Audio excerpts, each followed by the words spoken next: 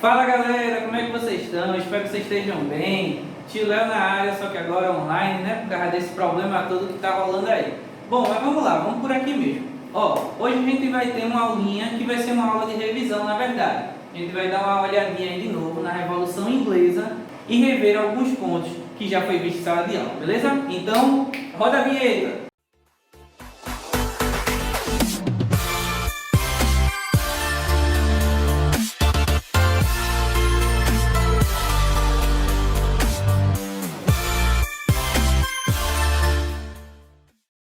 Bom, para falar de Revolução Inglesa, a gente vai começar fazendo a pergunta que a gente fez da outra vez, que é: o que é revolução? Então, deixa eu colocar aqui. Aula 1, Revolução Inglesa. Tá? E, como eu falei para vocês, a perguntinha: o que é revolução? Bom, para explicar o que é revolução, eu gosto normalmente de fazer um comparativo entre revolta, tá? Entre reforma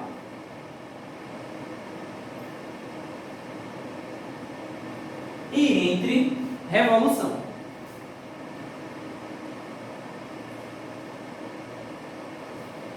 Quando a gente fala de revolta, normalmente a gente fala, né, de algo que causa algum incômodo, que causa algum tipo de problema, mas logo que esse problema é resolvido, tudo volta a ser como era antes, né? Então a gente tem algumas revoltas aí no mundo, na história da humanidade, mas normalmente quando o problema é resolvido, ou mesmo quando a revolta é sufocada ou repreendida, tudo volta a ser como era antes. Então ela tem um caráter mais temporário, tá? Quando a gente fala de reforma, né, também fala de mudanças, também fala de inquietudes, mas a gente fala aí de mudanças naquilo que já está ali, algumas melhorias, ou mesmo pioras, né, vai depender do ponto de vista, mas que não vai transformar de maneira geral todo aquele contexto, mas que vai mudar alguns pontos.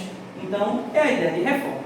Mas quando a gente fala de revolução, aí a gente está falando numa mudança total e definitiva. Eu costumo dizer que a gente está indo para um lado e de repente abandona todo aquele percurso e vai exatamente para o outro lado.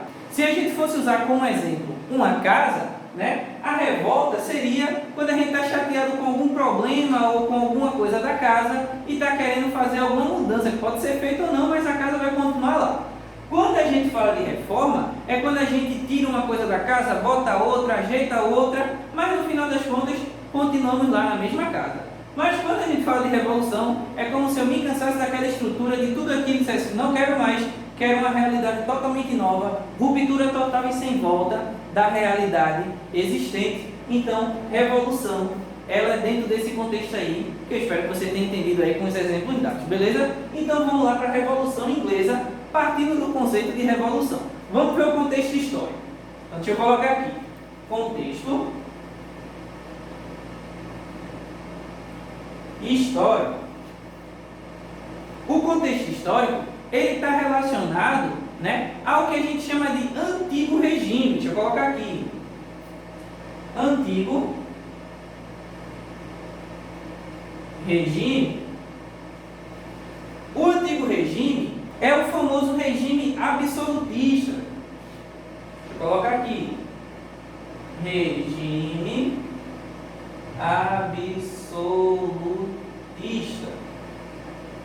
Que a gente já estudou em outros momentos, né? Mas que de maneira geral tem a ver lá com a consolidação das monarquias e do monarca com os poderes absolutos, ou seja, com total poder e controle sobre as questões políticas e econômicas e muitas vezes até mesmo sociais de uma determinada região.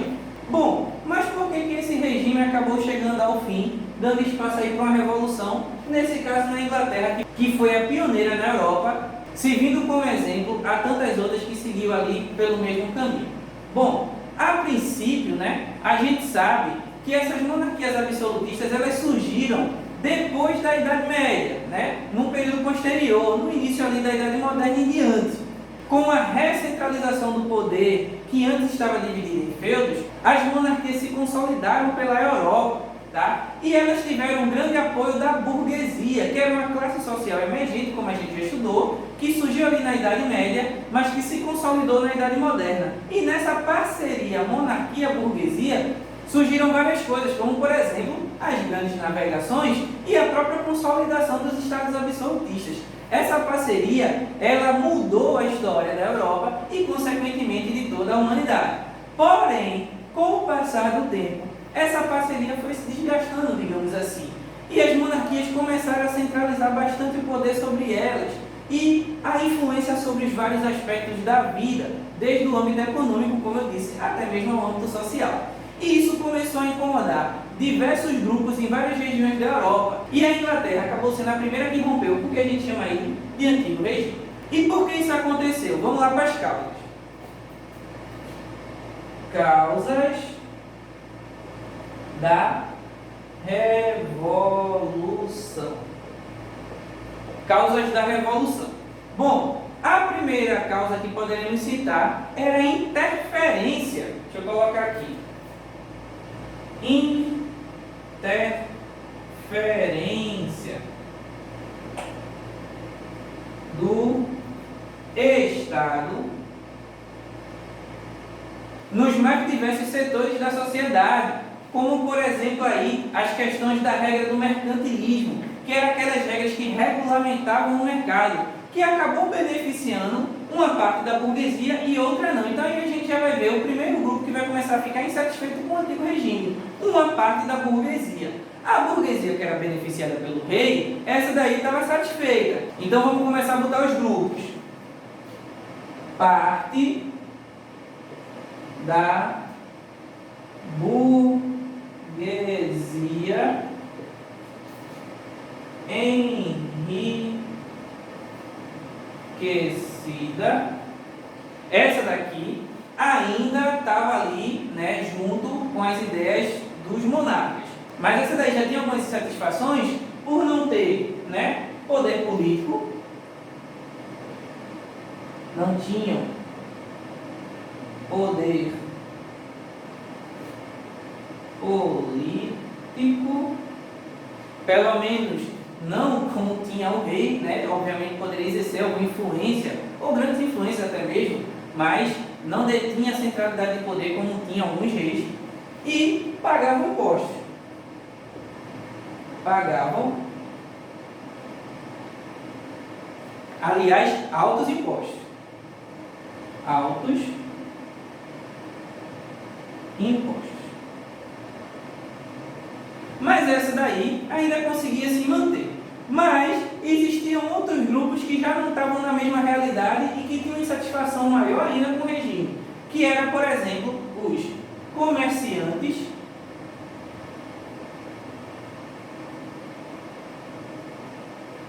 burgueses, a burguesia aí mais baixa, né? Essa daí, ela tinha os seus poderes limitados pela questão do mercantilismo, ou seja, da regulamentação do mercado exercida pelos monarcas e pelos governantes através do Estado, que favorecia alguns, em contrapartida prejudicava outros, como eu falei para vocês. Então vamos colocar aqui: comerciantes burgueses limitados pelas regras do mercantilismo. Esses aí tinham um pouco mais de problemas e a insatisfação era um pouco maior. Bom, outro grupo também que estava começando a ficar insatisfeito eram os pequenos fazendeiros. Então, deixa eu colocar aqui. Por que eles também estavam insatisfeitos? Porque eles tiveram suas terras limitadas. Então vamos colocar aqui: limitação das terras. Na verdade, não de todos os fazendeiros, mas normalmente dos pequenos fazendeiros. Dos pequenos fazendeiros. Tá? Esse aí acaba sendo mais um outro grupo também que começa a ficar insatisfeito. Mas não tem nada ruim que não possa piorar, não é mesmo? E nesse caso aqui, fora isso tudo, a Inglaterra entrou numa grande crise política. Então, outra causa foi a crise política, que acabou piorando ainda mais com a questão do aumento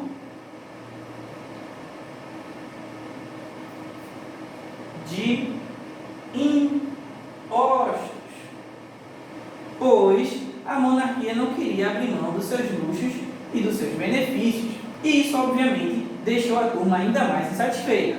Mas vamos seguir aí. Dando continuidade, outra questão também que complicou aí a situação ao ponto de gerar uma revolução foram as questões políticas e sociais.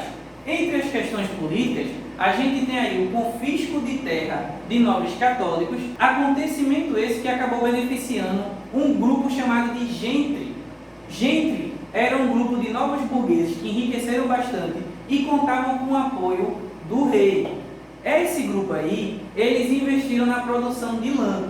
E o rei expulsou esses nobres católicos da região justamente para disponibilizar as terras para que a gente, nessa burguesia aí específica em ascensão, pudesse aumentar os seus negócios e gerar mais lucro para o Estado. Então deixa eu colocar aqui, questões políticas,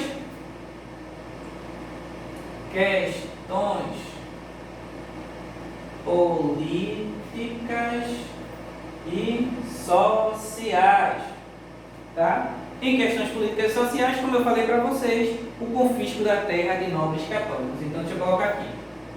Confisco de terra de nobres católicos. Beleza? Essa é outra parte aí que também foi bastante controversa. Outra questão bastante polêmica aí nesse âmbito foram os atos de supremacia. Os atos de supremacia foram dois. O primeiro, ele institucionalizou o anglicanismo, fazendo do rei o chefe religioso também. E o segundo, aumentou ainda mais o controle do Estado. E esses atos aí acabaram por prejudicar muita gente, gerando ainda mais satisfação. Vai somando as insatisfações aí, que são muitas, e isso tudo vai culminar na Revolução. Vamos colocar aqui. Atos de supremacia, tá? Outro fator aí. Uma outra questão também foi as questões envolvendo o parlamento, tá? Grupo de pessoas aí relacionadas às questões políticas. O parlamento inglês, ele era bem antigo, já existia há bastante tempo. A princípio controlado por senhores feudais, tá? Que exerciam inclusive bastante influência sobre a monarquia, mas que com o passar do tempo foram perdendo esse poder, essa influência. Então, esse parlamento aí, ele começou a se renovar e ele começou a ser preenchido por nobres descontentes e burgueses que também não estavam contentes com a questão das regras do mercantilismo e outras intromissões do rei. E o parlamento, ele vai começar a bater de frente com a monarquia, gerando aí a deixa para o que vai ser o início do processo de revolução. Então, deixa eu colocar aqui também as questões com o parlamento, entre as causas aí que vai culminar com a revolução. E por fim, tá? Uma outra causa bastante influente vai ser as perseguições religiosas.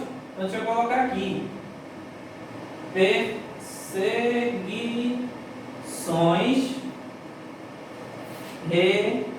religiosas, tá? As perseguições religiosas, elas se dão por vários motivos, mas de maneira geral a situação é a seguinte: quando a gente estudou a Reforma Protestante, a gente viu que a Inglaterra, ela se tornou anglicana, e o rei, que era o chefe da igreja anglicana, ele sustentava a ideia de que todos deveriam seguir o que o rei professa, só que nem todos professavam a mesma fé. E diante de debates teológicos e divergências doutrinárias, começou uma perseguição muito grande, levando em consideração ainda também que existia um grande número de católicos que também divergiam nas doutrinas e das ideias, gerando assim uma longa disputa em relação às questões religiosas e à doutrinação. Esses grupos, principalmente os grupos relacionados ao parlamento e às questões religiosas, eles vão acabar sendo os pivôs da revolução, formando de um lado um grupo ligado ao parlamento que irá combater o outro grupo ligado à monarquia. Mas isso fica para uma próxima aula, beleza? Ah, espera aí, mas antes de eu ir, eu queria dizer uma coisa para vocês. Ao final do vídeo, vai ter esse esboço dessa aula, todo detalhadozinho e todo organizadinho, porque esses últimos dias o Léo estava meio enferrujado e a letra não está das melhores, né? Mas no final da aula, esse esboço vai estar bem organizadinho para você. Então, terminando o vídeo, espera mais um pouquinho que você vai ver o esboço dessa aula e aí você passa para o seu caderno, caso você ainda não tenha. Depois do esboço dessa aula, vai vir também uma outra imagem que vai conter o número das páginas da leitura referente a esse assunto e também o número das páginas referentes à atividade desse assunto. Aí sim, depois, o vídeo acaba. Bom, meu povo, estou morrendo de saudade de vocês. Um cheiro no coração, um grande abraço e até mais!